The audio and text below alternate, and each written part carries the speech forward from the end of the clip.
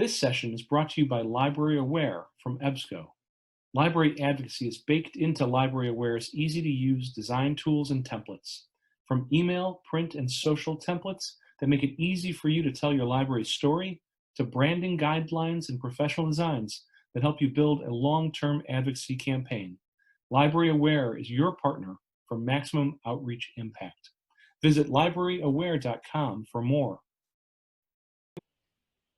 Hello, thanks for joining me today for Strategies for Nonpartisan Civic and Voter Engagement Activities.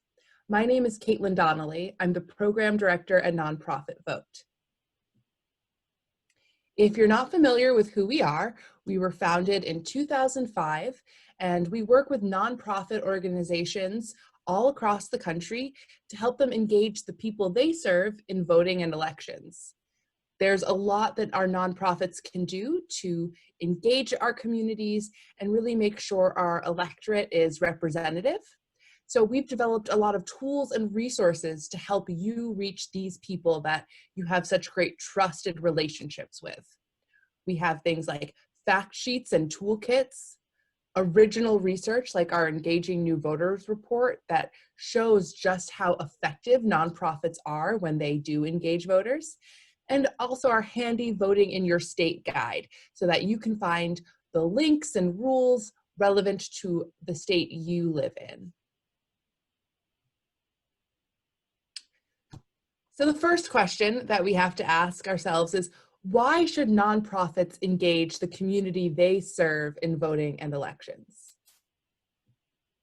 I'd say the first thing is that our communities need us to participate. What I'm showing you here is a graph from the Knight Foundation. They did a study called the 100 Million Project, and they surveyed over 12,000 non-voters from the 2016 election. So that's the most recent presidential election, and generally used as a, somewhat of a barometer for what might happen now in 2020. So the biggest reason non-voters, people who are eligible but decided not to vote, gave for not voting was that they don't like the candidates. There's very little that we as nonprofits can do about that, but if you look at these other reasons, we have a big role that we can play. Non-voters think that their vote doesn't matter, that the system is corrupt. They're just not interested. They don't have time for voting, and they don't know who the candidates are. So taken all together, that's over 40% of the reasons that these voters gave for not participating. So without ever having to take a side, without ever having to wade into partisan politics, our organizations can help people overcome some of these barriers and really shift their mindset. So what can we do? We can provide education about voting history and rights, showing people that, yes, voting matters a lot. We can uplift credible sources that show how the system works. Voting is really complicated.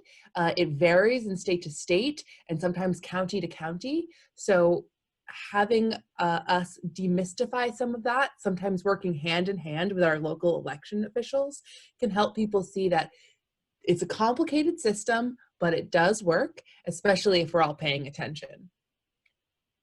We can also provide opportunities to understand how voting really impacts us and who these candidates are.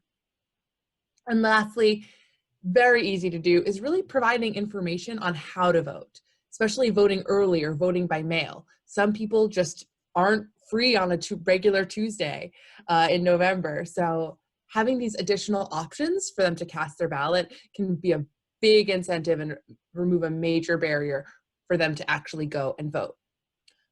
I probably didn't cite this source perfectly for the librarians out there, but I did include a link to the Knight Foundation's 100 Million Project. The website they have there is so cool, and I really encourage you to check it out. There are also lots of other big important numbers out there right now telling us just how vital this is, how critical, and how much our communities need us. Target Smart, which is a research firm, has been tracking the loss of voter registration since the COVID-19 pandemic began. We were seeing huge upward trends, a comparison from 2020 to 2016. We were really doing way better in terms of getting new registrations, and that really plummeted in March.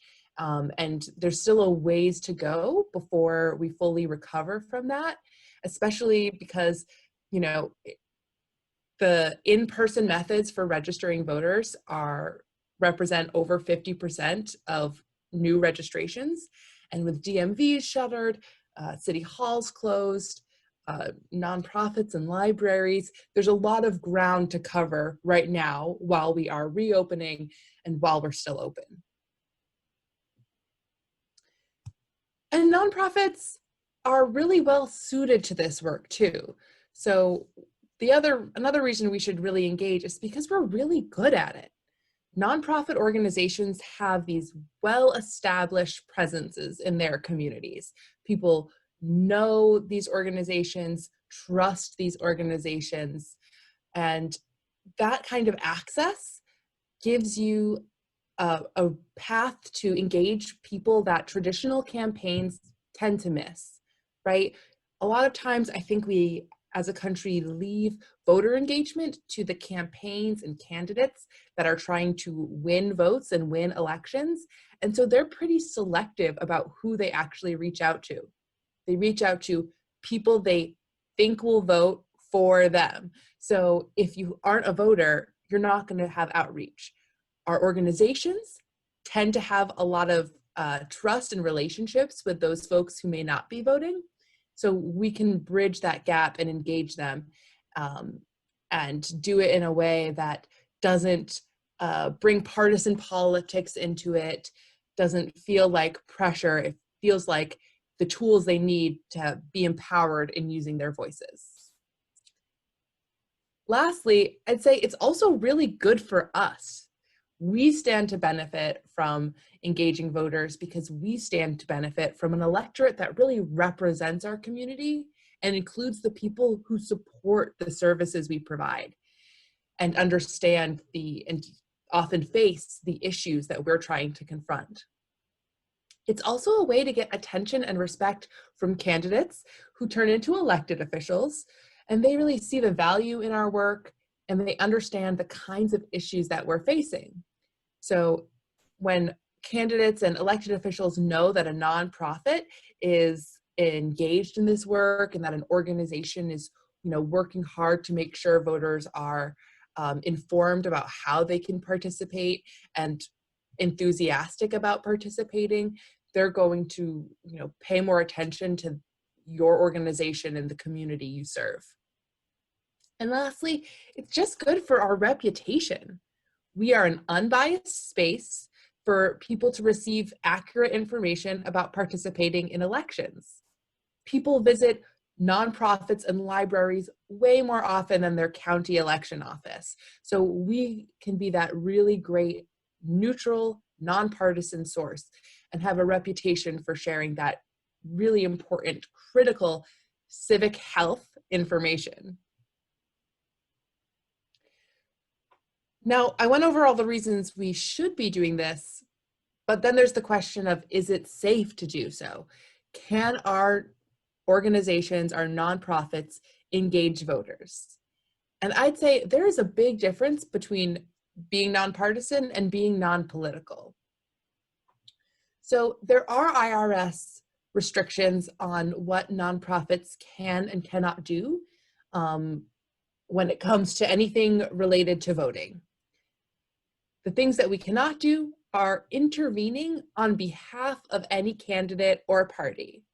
So we should not be endorsing candidates, ranking or rating candidates. We also shouldn't be donating any resources, whether those are financial or things like space, to one candidate over another. We just need to treat all candidates equally in our actions and in our speech. So after that 54 statement saying, you know, nonprofits, tax exempt organizations cannot intervene on behalf of candidates or parties.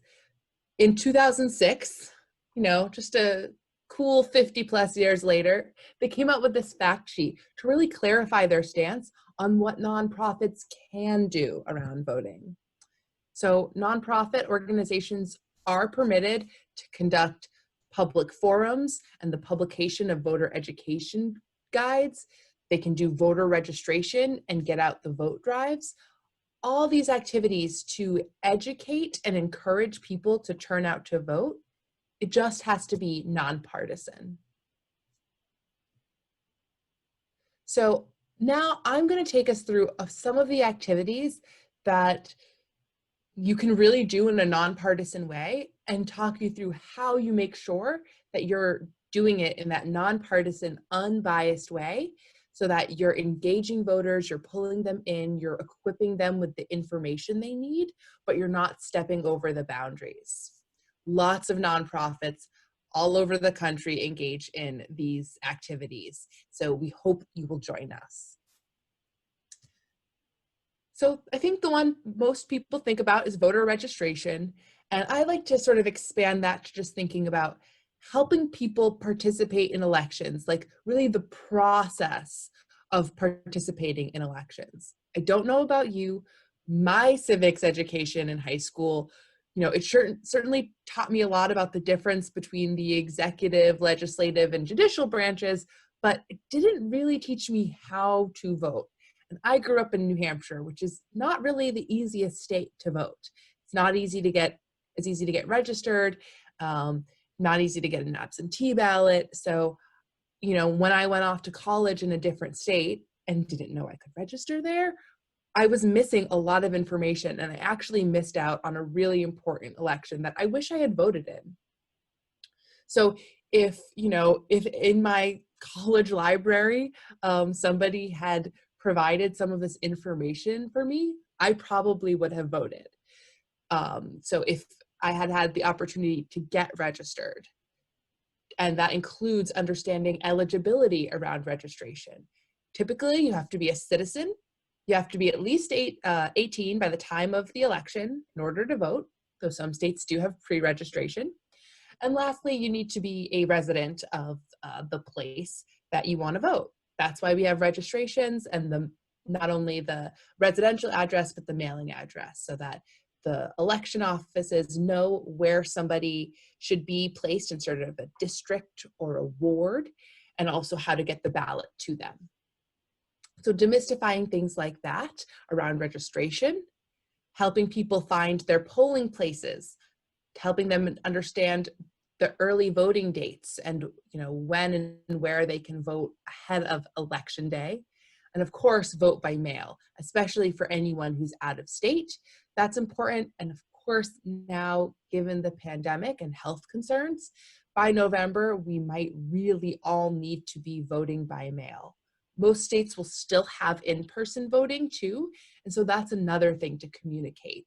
If people won't be able to vote by mail due to housing instability, or they're just not comfortable with the vote by mail process, or they've lost their mail ballot, they should still be able to vote in person. Lastly, there are things like rides to the polls programs, or even becoming a polling station. So making sure that people have this access to the process of voting is really important. When you're doing these things, there are some things to keep in mind to make sure it stays nonpartisan. First, you don't want to express any support or opposition for any candidate or party. So that means, you know, leave the campaign button for your favorite candidate at home. You know, don't suggest which party to affiliate with during registration. You also can't turn anyone away due to their politics. Anyone who is eligible and wants to register should be able to register with you. The last thing, and I see this happening from well-meaning organizations all the time, and I completely understand the thought process. You want to offer an incentive so that people will actually register. Unfortunately, that's not allowed because it's considered an incentive to vote. If you're giving away anything of value, like a raffle ticket, the things, stickers and very small things like that are generally seen as valueless. So you could, restrict passing those things out to only people who register. But in general, you want to have the kind of event where, everyone has access to these things. Plus, a lot of people might already be registered. Some positive things to do are, of course, following all local and state rules regarding registration drives. So that map I showed earlier in the presentation is going to lead you to plenty of information about how registration drives can be conducted in your state and just the rules that you need to follow there.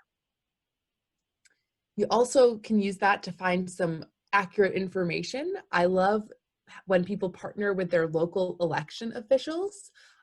We've heard of great events like county elections bringing in a voting machine so that people can actually practice and see what it's like to use these machines. Our election officials are also a great source of information, and National Association of Secretaries of State have put out a sort of campaign called #TrustedInfo2020. And so that's really to combat a lot of the misinformation that we're going to see around this election cycle. One example of that is that some people are under the impression that a real ID is going to be required to vote. That's not true for 2020.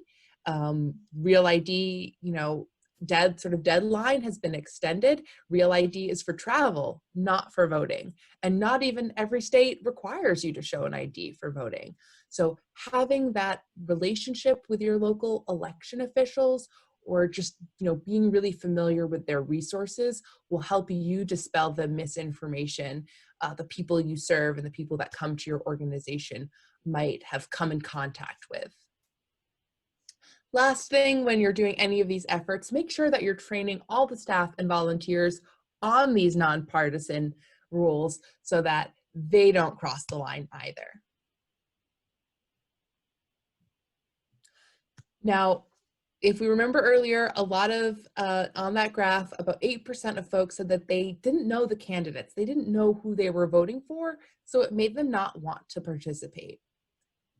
Our organizations can do a lot of engagement with candidates, again, without ever taking a side, without ever crossing that line that the IRS has placed around not supporting or opposing any candidate.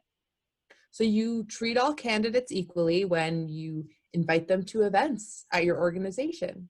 You share your policy ideas or research. When you ask questions at their events or forums, when you host a candidate forum yourself or conduct a candidate questionnaire.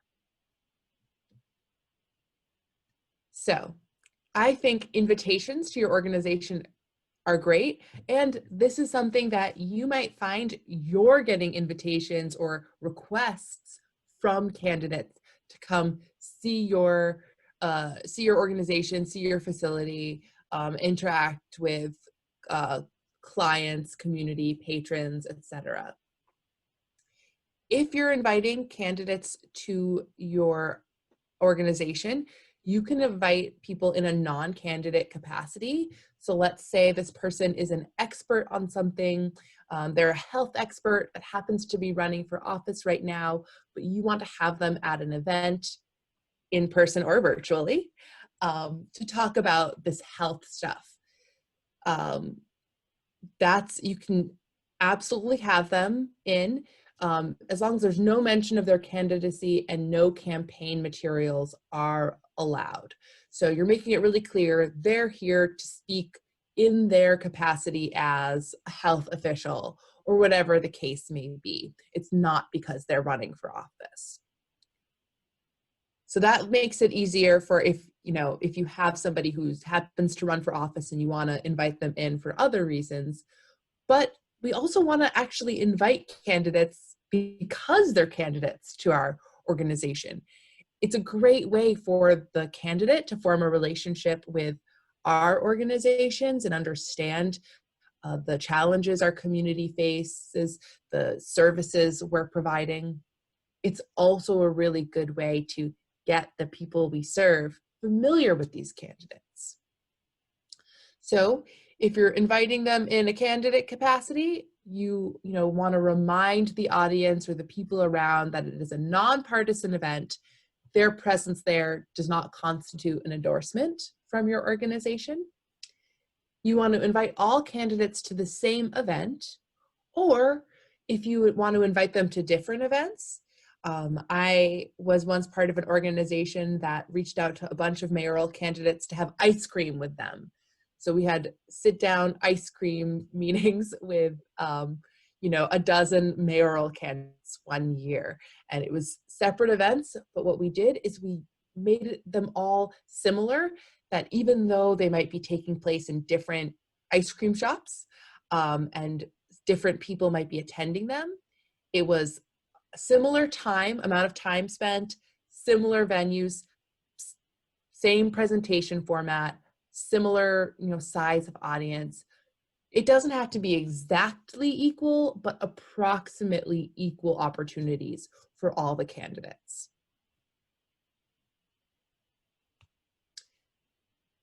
You can go one step further by doing candidate forums and questionnaires. So this is something that typically brings all the candidates together. Forums can be held in person or virtually, and questionnaires work well if you don't want to do the event planning of a candidate, but you do want to make sure you're equipping the people you serve with information, nonpartisan information, to help them make their own decisions on who they want to vote for. So whenever you're doing a form or a questionnaire, some basic rules to abide by are you want to cover a broad range of issues. And that's because if you focus too narrowly, especially on anything considered a wedge issue, so that's an issue that really divides candidates. And yes, I know more and more issues seem like they are wedge issues, this year and recently, even things around voting and election administration like vote by mail policies. So your best bet is just to cover a broad range so that it becomes clear that you're not trying to, single out one candidate because they're not so good on your main issue, or promote one candidate because they are good. If you're covering a range of issues, that's less of a concern generally. Again, invitations to all viable candidates. If you have candidates for a race that aren't appearing on the ballot, or it's a crowded race and only a couple candidates are polling very low, maybe below 5 or 10%, you don't need to invite them all. Just make sure that you have a clear standard you are setting. There's no one standard that is like the standard. You should decide that based on your own best judgment. But if you have a crowded 20-person field, you do not need to try to invite all of those candidates to one event. Every candidate should be given the same time or space to present their view on issues. So that's the same time during a moderated forum, or the same space, like word or character count, on a candidate questionnaire. Candidates shouldn't be asked to agree with any specific positions or platforms. So you might see 501c4 organizations that have a lot more latitude to sort of do the partisan work. They might ask candidates to sign a pledge in support of climate change, immigration reform, etc. 501c3s should not do that, because if one candidate pledges yes, it makes it look like we prefer that candidate. When the candidates give these answers, we shouldn't rank or rate them, especially in a candidate questionnaire. You, again, might have seen 501c4 candidate guides that will have a little green check mark next to certain candidates' answers, or a red X. or they list them according to who's most favorable to least favorable on their issues. That is absolutely something that our organizations can stay away from. There are plenty of C3 voter guides that are created in lots of communities. So I really recommend League of Women Voters, their site vote411.org, as well as ballotready.org as a place for some voter information and things like candidate guides that are completely nonpartisan, so that you can share those out, even if you can't create your own candidate questionnaire. And the last thing on this point is that the questions, as well as the moderator, if you are doing an event, really need to stay neutral and not imply approval or disapproval of any candidate. Messaging around issues and ballot measures. So here is where things get really sticky, right? Because it feels pretty easy, almost obvious that, you wouldn't wear a certain candidate's, t-shirt to an event at your organization, or that you wouldn't tell people who you think they should vote for. But issues, again, a lot of them have become wedge issues. There's still things that we can talk about, that we need to discuss, we need to take a stance on. And I'm going to give some guidance on how you can still do that in an election year without crossing lines. So first, ballot measures are special. Ballot measures do appear on a voter's ballot, but because they aren't for a person or party, you can take a stance on it without being doing something that the IRS calls electioneering, right? So because this is voters directly making a choice, it is concerned a form of lobbying. And all nonprofits, 501c3s included, are allowed to do some amount of lobbying. So if there's a ballot measure, especially one that might impact your funding or directly impacts issues that you work on year-round, you can and absolutely should take a stance on those, right? Voters say they don't know what's on the ballot. Make sure that they understand what those questions are, and you can say, our organization supports this ballot measure because it's going to increase the funding we need to provide important services, or it's going to really help a certain population. I just found out in Massachusetts we're going to have a question about ranked choice voting, and so that's something that I'm going to be talking about all the time. Yes on two, because I can. As a nonprofit, we can, affirmatively state, yes, this is our opinion. This is what we want people to do when they go to the polls, vote for this question or against. And it's really exciting for the voters, because now they feel that they're having this much more direct impact on what happens, rather than, electing someone that they don't think really cares about their voice. So the one thing you do want to watch out for a little bit when you are doing ballot measure advocacy is nexus to a candidate. So if there is a candidate for office, especially in, they're going to appear on that same ballot and they are very much a champion versus the person they are running against around this ballot measure, just take care to not allow your ballot measure advocacy to imply support or opposition to the candidates. So I would often say the best ways to do that are to not use the words the candidates are using, like not quoting them and not using them by name. Or, sometimes you have to reference the office they will hold, but if you can really leave the candidates out of it, you have so much leverage around ballot measures. Sometimes issues aren't going to appear on our ballot, but we really want to talk about them. And the IRS says that 501c3 organizations may take positions on public policy issues, including issues that divide candidates in an election for public office. So they tell us this, they say, yes, you can do this, but then they're kind of gray, vague in terms of what crosses the line. They have a whole list of what they call facts and circumstances. So if an organization puts out a communication, a statement, and they are reported to the IRS and an investigation takes place, some of the things that they're going to consider are listed on this slide. So when is this statement being released? If you only do a lot of advocacy work right during election season, just leading up to the election, that could be seen as a partisan effort.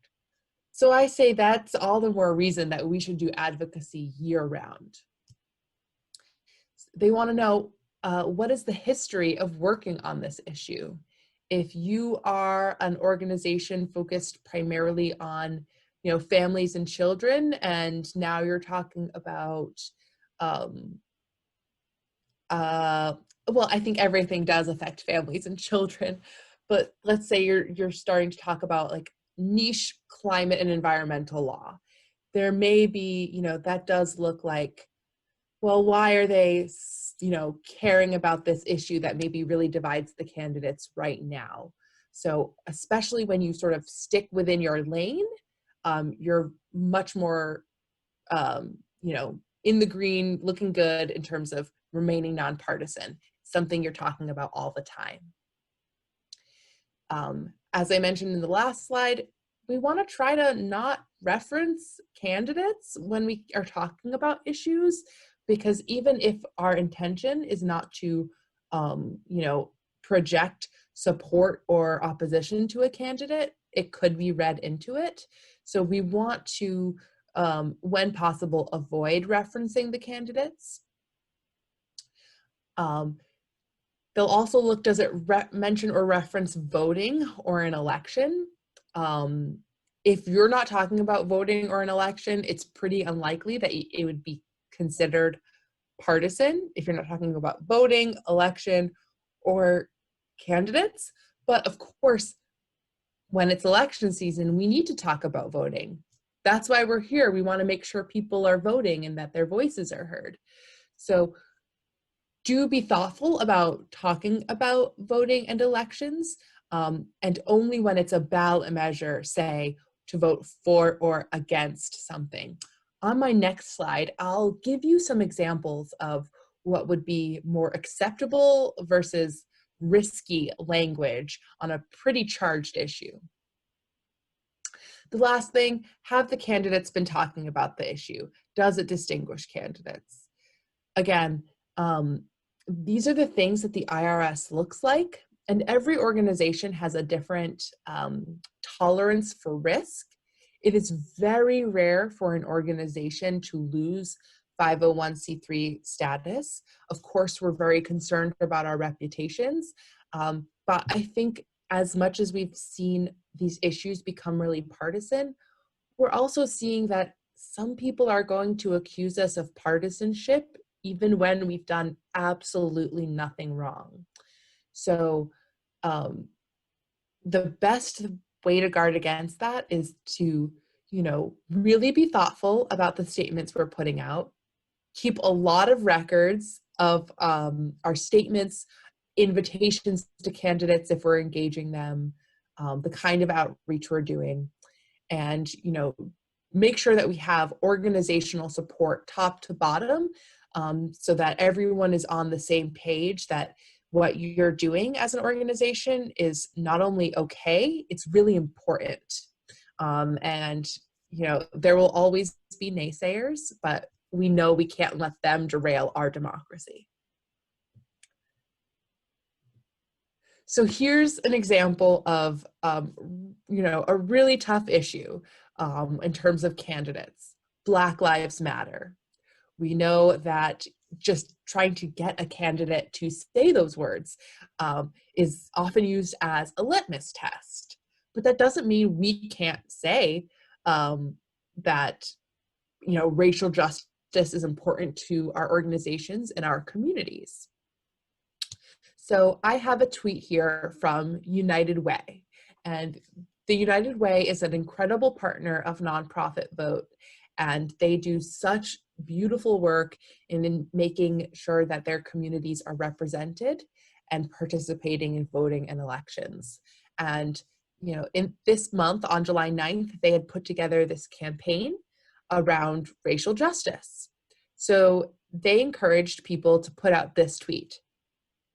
It's time to speak out against racism, bigotry, and police violence. On July 9th at 2, we're calling for justice by ensuring our communities register to vote to make their voices heard.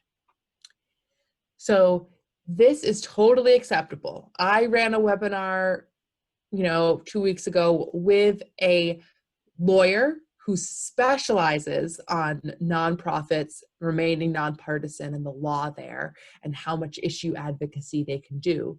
And she said this was absolutely okay. Then he helped me by giving me some language to juxtapose with. So bring Black Lives Matters to the ballot box. This November, hold those in office accountable for police brutality and fight back against racism. This goes a bridge too far because it is saying, it's not just about voting, but it's also about this idea of holding people accountable based on their record on police brutality and racism. So that's just a little bit farther than our nonprofits can go. So I hope this sort of shows you that you can say, yes, we stand against things like racism or these things that are now considered divisive wedge issues. We stand, for or against them, and we encourage people to vote, and not going to the point where you're saying, vote for people who hold these values the way that we do. It's a fine distinction, and I think it's one that as we sort of practice, we get better at. And I really encourage anyone who is writing a statement or a tweet or thinking about a candidate forum they want to host and running into a question about nonpartisanship to reach out to Alliance for Justice's Boulder Advocacy Project. So that's boulderadvocacy.org. And they have a hotline to help people understand and get answers to their questions about remaining nonpartisan. They also have an email address, and the turnaround is really fast. Usually within 24 hours, you've got an answer. So they're a great, great resource I always recommend. So this is the attorney that I referenced, David A. Levitt. You can get in contact with him as well if you are finding yourself running into issues of remaining nonpartisan and how you can stay on the side of political but not partisan. Brian Miller is our executive director at Nonprofit Vote, and one thing he always says that I really love is nonpartisan doesn't mean non-participation. There's so much our organizations can do, and we want to make sure that you are feeling equipped and ready to reach out to voters in a nonpartisan way to get them engaged. Thank you so much.